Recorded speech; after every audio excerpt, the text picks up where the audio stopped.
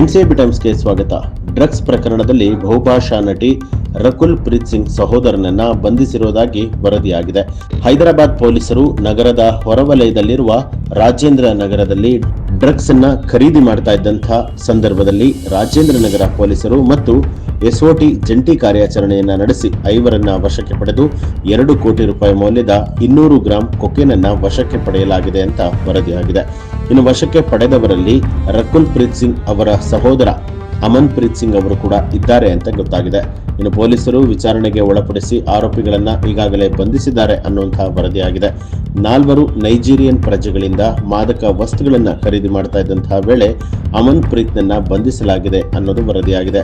ಈ ಹಿಂದೆ ನಟಿ ರಕುಲ್ ಪ್ರೀತ್ ಸಿಂಗ್ ಅವರ ಮೇಲೆ ಅಕ್ರಮ ಹಣ ವರ್ಗಾವಣೆ ಮತ್ತು ಡ್ರಗ್ಸ್ ಸೇವನೆ ಆರೋಪ ಕೇಳಿಬಂದಿತ್ತು.